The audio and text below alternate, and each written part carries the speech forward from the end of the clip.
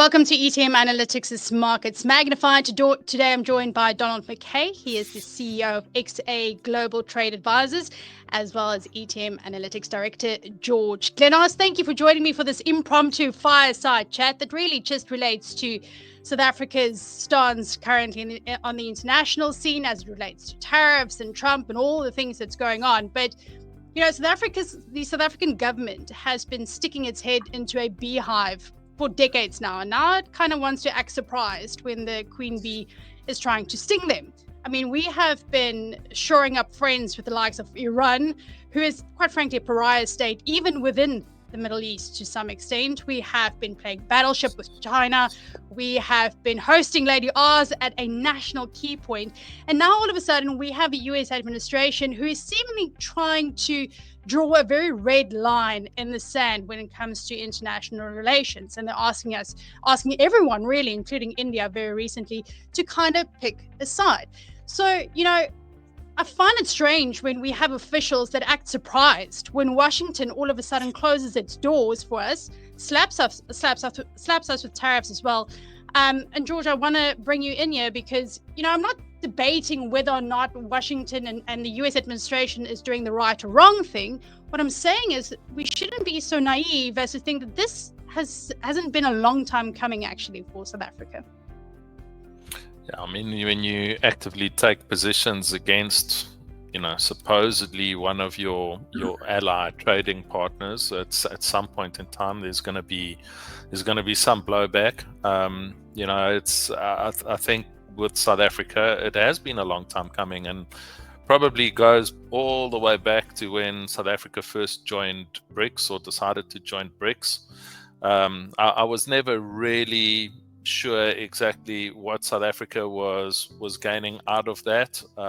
You know, nothing was stopping them from holding bilateral trade relations with those countries anyway. They could have negotiated some trade relations, but in any case, they decided to join BRICS, and BRICS it has got a stated objective of trying to build a second axis of power, if you like, to counterbalance what you have with US hegemony, and you know, as a result of that, I think there's been a gradual alignment and a gradual shift away from the non-aligned position that South Africa supposedly used to have in terms of its foreign policy. So you know, it's crept up on everybody, but it hasn't. It's not altogether that surprising. I mean, if you're going to continue to adopt policies that are against the interests or the interests of the US, eventually you're going to come across an administration, and in this case, it's Donald Trump and his administration that are going to call you out on it. Mind you, I mean, it's not that South Africa is alone. He's called out a lot of countries around the world, so let's not make this only about a South Africa story, but it has come back to hurt South Africa to some degree, and you know, we're going to have to now use this as a platform to rejig our trade relations with other countries around the world, see if we can mitigate against the full effects of what's happened now, and try and find other ways of focusing on the South African economy such that we can liberate a little bit of GDP growth. But yeah, it's unfortunate that we sit with these tariffs. It's an additional headwind that we didn't really need when we've got such poor growth and high unemployment rates and the burden, the fiscal burden that we've got. But that's what it is. Donald, I see you ready. Yeah, I mean, look, I don't entirely understand why South Africa has decided to antagonize the US to the degree that they have for so many years. So I agree completely with George.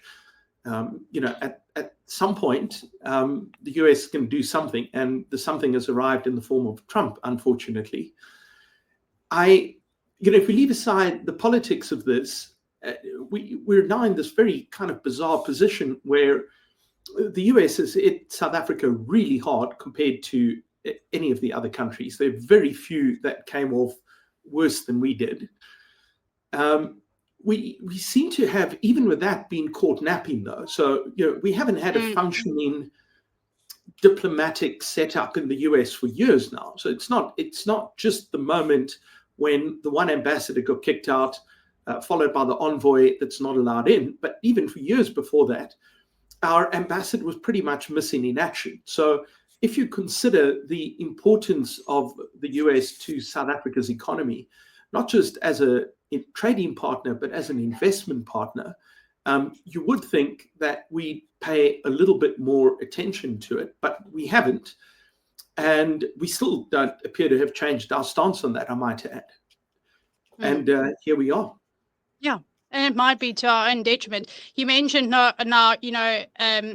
BC Jonas, the envoy that was not allowed into Washington. So we know these these proposals are doing the rounds in the US government at the moment to sanction very specific ANC leaders. And it stems back, obviously, from the MTN involvement with Iran and Ramaphosa's time at MTN when that deal was secured.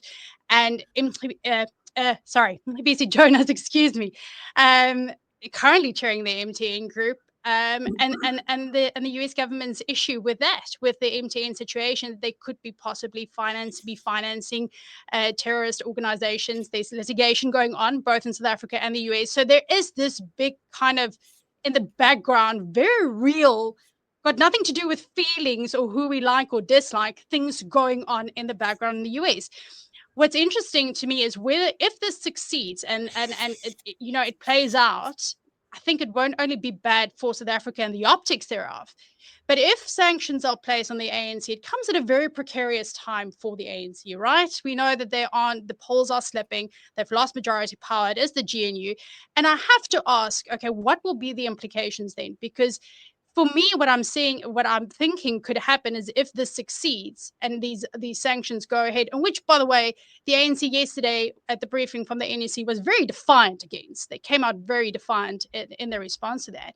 We could see the ANC weaken even further as a structure, but more concerning to me is that it could weaken Ramaphosa's stance within the ANC, which could hold implications for the GNU. We know the DA is in the GNU while Ramaphosa is there, right? That's their stance.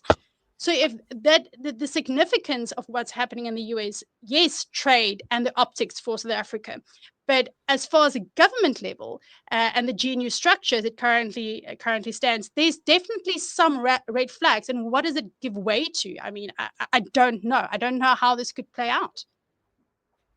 I don't either. Your concerns, George. Oh, Donald. I have no idea what happens, but I think we must be very careful that the US has become a very convenient new excuse for why the economy is not doing well. If I look at the analysis we've done, that it's all very good that the South African government says it's going to support these exporters, etc.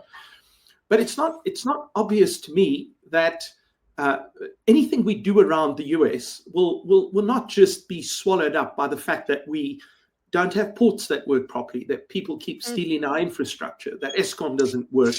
We get to 2% GDP growth and the lights go off again, etc., etc. So, yes, the US does present a set of problems and maybe a particularly acute set of political problems for the ANC. But I think I'm always worried that this just becomes the next reason for why we are not achieving growth, why we have an unemployment number which I still can't get my head around, and insert all of the others. I think it's bad what the US has done, but I don't think it is anywhere near as bad as what we, South Africa, has done to ourselves through just horrible policies for 3 decades now. Sorry, George. Yeah, George, you can go. No, it's a case of ANC playing the usual victim card, and it's tired, as Donald said. 3 decades of poor, failed policies not going to get you anywhere. Mitigating efforts. The only mitigating efforts that I can see that will genuinely move the needle is getting the ANC voted out of power. I just don't see how this cohort of politicians has it in them, either ideologically or operationally, to get any of the things done that we need done. They've proven it again and again and again. I'm almost clapping hands at the fact that these politicians are finally going to face a little bit of accountability.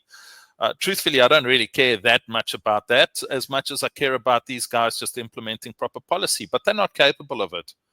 They're just not capable of it, and I haven't seen any proof to the contrary. So, we've got Operation Vulindlela, and we apparently going through phases 1 and 2, but you don't see it in the numbers. It never shows up in the numbers.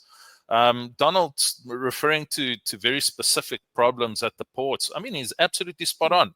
It's just, again, speaks to maladministration. It again speaks to SOE failure. It again speaks to a lack of accountability of holding anybody that's in a position of authority or power to account. It's just the same old tired story of South Africa, and we keep deindustrializing as a result of that. This situation with the US, in a way, I'm thankful that they've highlighted all the problems that they see with South Africa, but it's about time somebody did.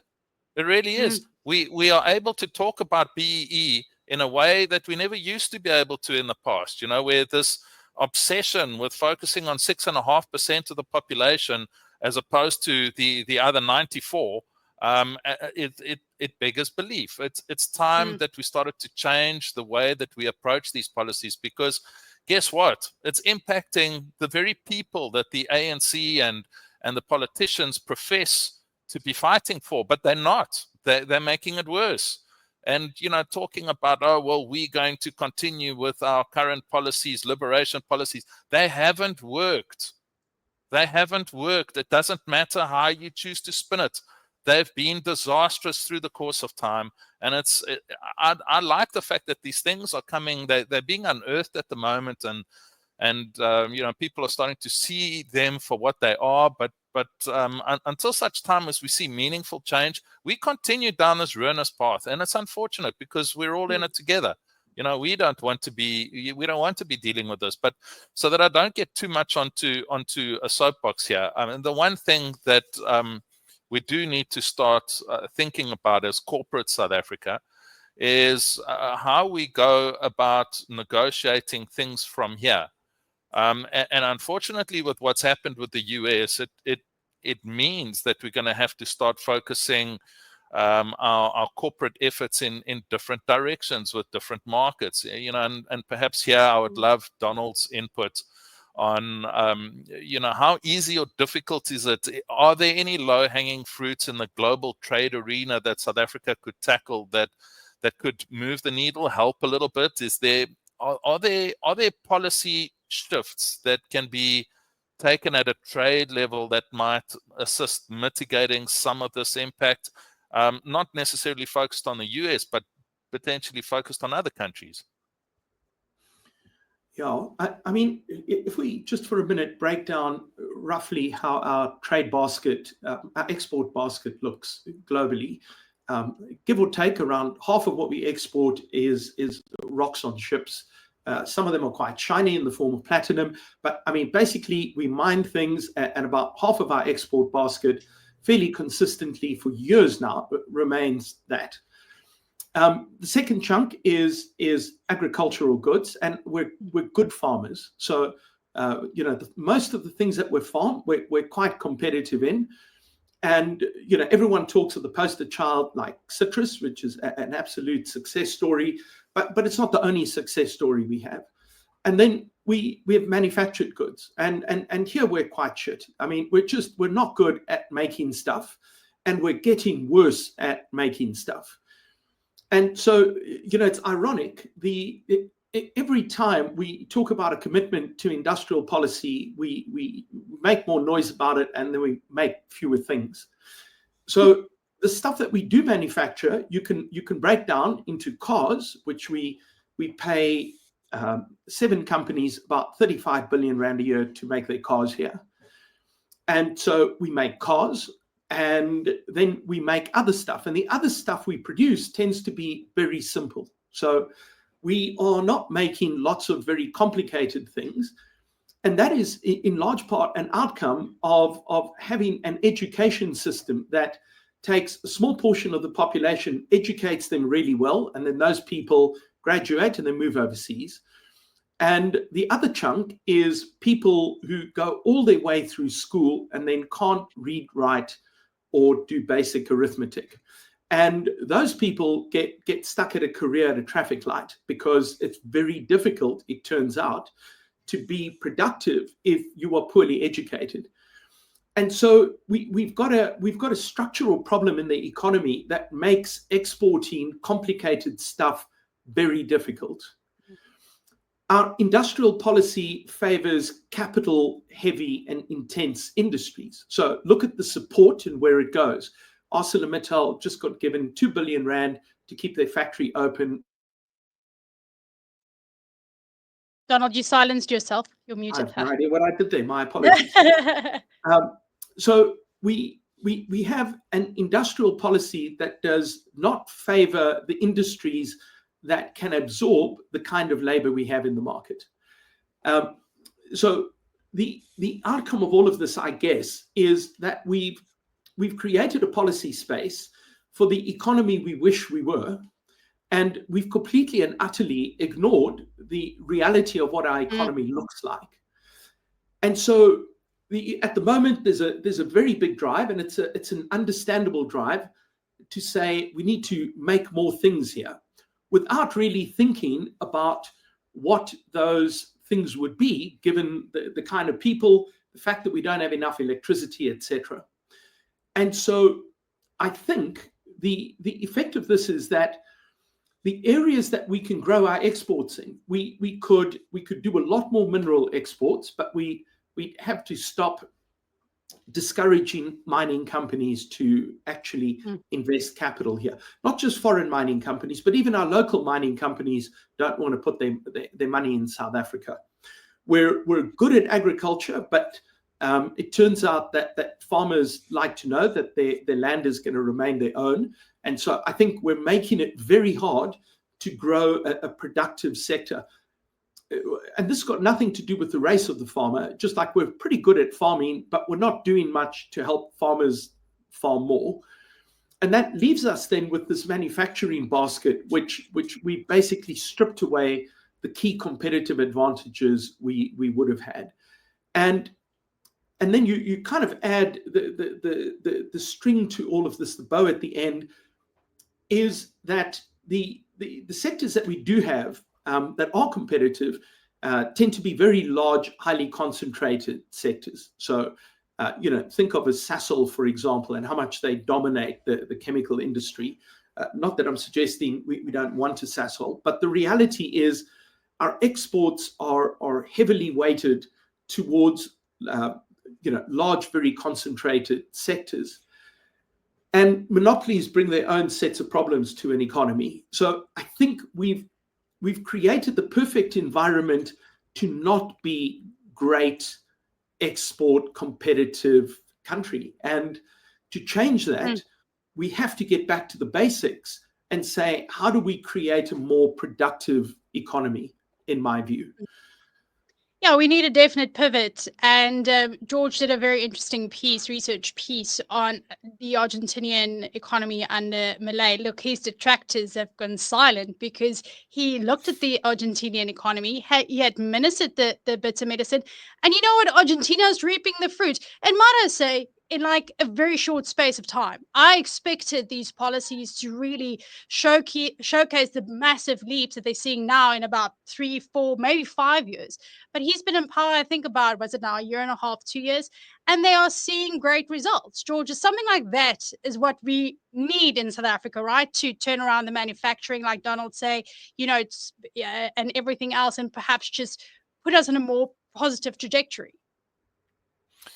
Yes, I mean, this is exactly what the reason why I wrote that piece is, so that we can show people that there is another way, and that we shouldn't necessarily always be scared of the other way, even though it's going to usher in tremendous change, and change can be uncomfortable. What we do know is that the ideological positions that the ANC has adopted for the past 3 decades have brought us nothing but misery. It's been a steady decline, and and it doesn't need to be that way. So, what were the main lessons to take out of Milei? Well, he slashed the size of government. He slashed it very, very aggressively. He then moved into deregulation very, very aggressively. He moved into free floating their currency and to start allowing it to adjust for risk. He focused on, as Donald's referred to, getting the basics right. He just focused on getting the basics right. And lo and behold, what you've got is an unemployment, an inflation rate which initially spiked but is coming screaming back down again. You've got interest rates that are now being cut. You've got GDP growth, which they dipped into recession for a very brief period. And now if you have a look at all the growth forecasts, they're talking about GDP growth forecasts in excess of 5 and 6%. You've had a budget deficit that has swung firmly back into surplus territory.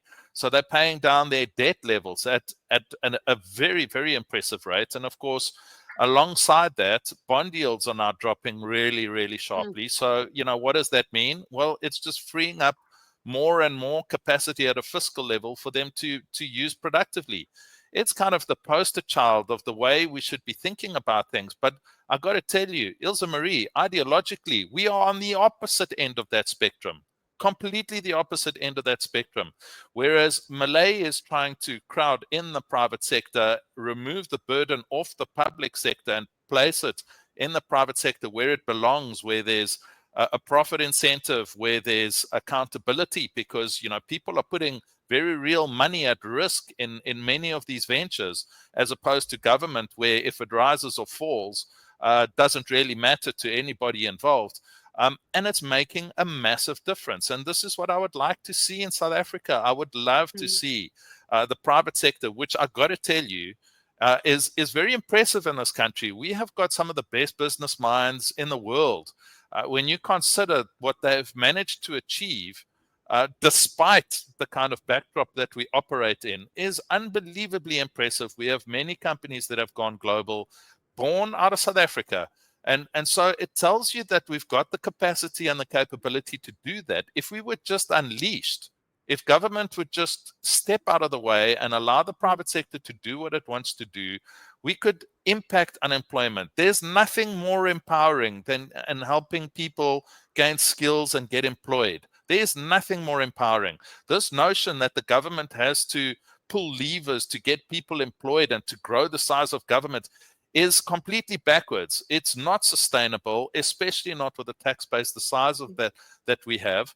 The only way out of this is growth, and it's encouragement of private sector. It's broadening the tax base. It's shrinking the burden that the public sector places on that tax base, and just allowing things to breathe and do what they naturally want to do. That's what South Africa needs to do, and Argentina is just turning out to be a wonderful example of what's possible if you have bold leadership that isn't scared to take decisions that are, very anti the more socialist brigade that unfortunately has permeated many countries around the world. I agree. And, it's and we talk about this policy, and we can create base policies. We can sit here and discuss the base policies to move South Africa forward. But I've got to be in my bonnet now for the past 2 days about this as well, because I'm concerned that even if we create the base policies right now, a Milei style package to move South Africa forward, I'm afraid that it's not going to fare much better than what we have right now if the levels of extreme corruption that we are seeing is dealt with. There is no way that we can move forward with any set of policy instructions unless that is dealt with. And yes, this comes on the tail of the whole Peter Louis Myburgh, bribe situation. I mean, can you even? I was completely shocked. And, unless we start bringing these corrupt snakes that sits within government through all the structures, but not just cabinet, not just ministers, not just parliament, all of it out into the light, and deal with it definitively, I fear that no policy will rescue the situation without that. I think that is vital when we discuss moving this country forward, because surely this cannot continue. Agree. I mean, Silence. Ilze-Marie, you said it perfectly. It's just it goes back to the point I made a little bit earlier. We've had for 3 decades now a party that has allowed this to fester and to become a living demon of its own. It sits amongst us every day and erodes the very fabric of our society, and it's unfortunate. But you ask me, how does this get resolved? It gets resolved when we have a different political dispensation, which is why I cheered the GNU for all its faults, and it has many, and its frictions, and its inability to pass budgets, and etc., etc., etc. You can criticize it all day long, but can I tell you, I would still rather have it than an ANC completely in power with unfettered ability to change policy at will. I will take this GNU every day above that. And why? For the simple reason that there's a modicum of accountability that's been brought back into it. I mean, we didn't have we had a cabinet member released of her duties because of implications. We've now got a deputy president that's very firmly under the spotlight, and there's pressure building on what's going to happen on that front.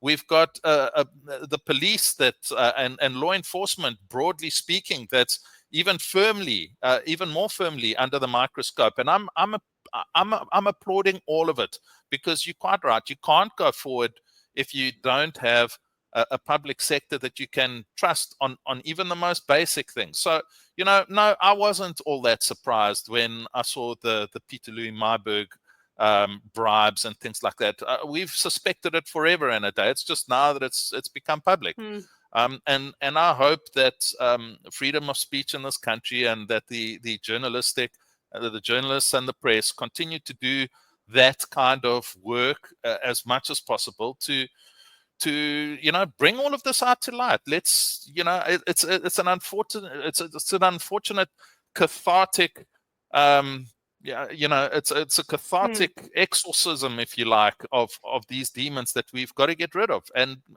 unfortunately we have a long way to go, but every journey starts with the first step, right? Any journey of 1,000 miles starts with the first step. And I just think that there's a lot that we could do to just tilt the path to something a little more righteous than the path we're on. I should add, though, that in the era of the Guptas, they were doing better with the bribes. I mean, the 60,000 in that tiny little bag, I feel at least with the Guptas, there's a couple of tog bags of cash. It's, I suppose this is just the effects of inflation on everyone. Can't even afford a decent bribe any longer. Donald, are you telling us that these guys are basically the amateurs? Absolutely. I mean, how can you put someone in charge of such a big organization who thinks that you can pull this off with that sandwich bag of cash? It's embarrassing, man. And Peter Louis Myburgh, of all people, of all the journalists you choose to try a bribe with, Peter Louis Myburgh, man. Absolutely. What a national hero. Donald, do you have any green shoots? I don't know what the vibe perhaps are from your clients at the moment, or people that you're talking to in the private sector, just how they are looking at this whole South Africa situation, the geopolitical shifts obviously happening in the background. How are they looking for new markets? How are they bracing for it? Or is it just all batten down the hatchets and hope for the storm to pass? Yeah, I mean, we're certainly seeing a big pause with many of our clients who just trying to figure out, what is going on. The US, of course, not helping the situation. But I think in the policy space, we're seeing a shift in direction, which I find quite worrying. So the president just the other day said, we've got an economic car crash here. Things are not looking good. And the proposed solution has been, what we need is even more government intervention to pull this straight. And that does worry me. I think if one has a look at the employment equity laws, the changes that have happened there, if we look at that, just the kind of drift in that direction, the sense is things have not succeeded. And the reason they haven't succeeded is we kind of haven't hit people hard enough with a big enough stick frequently enough to bring up the level of morale to the point that it should be. And so we're dealing, I've got a couple of very large multinational clients who are in a complete panic about these things. They're saying, there's simply no way for us to comply with what some of these laws are either proposing or have already got in place. And these are not companies that just popped up overnight. These are companies that have been in South Africa for many decades, who are now looking at this environment and saying, we've tried to comply with everything, but now we've hit a point where compliance is not possible. We don't know what to do. So I think that shift I find worrying. I'm not a fan of all of these new funds that are popping up. We've got so many transformation funds. We can't keep count any longer. We've now just been told the other day that we're going to repurpose the transformation fund, which doesn't yet exist, to now support exporters that were... Sorry, I'm laughing. Yeah, your giggle is appropriate, Ilze-Marie. But I think the outcome of all of this is that we're being asked to trust that the government can fix these problems, many of which are of their own making, not all, of course, but at least some of them. And I think we're seeing the private sector being squeezed harder. So, we've got sort of ultimate anti-Milei economy here, where whatever he does, we're going to do the exact opposite, but we'll get even better outcomes one day in the future. And that seems to be the story. I think the other thing is that there's a simple, straight-up acknowledgement now that when faced with the contradiction between, for example, growth and BEE, or growth and employment equity, the government decision has simply been, we're not going to take the growth path. This is not any longer subtle. So if you have a look at, for example, the policy documents that are out from the DTIC, from ITAC, the International Trade Administration Commission, they're explicit in those documents saying legislation will be updated so that before you get your duty increase, reduction, etc., we are going to start considering the race of the applicant and so on. And so in this environment, it seems to be very hard for me to see a green shoot at all, truth be told.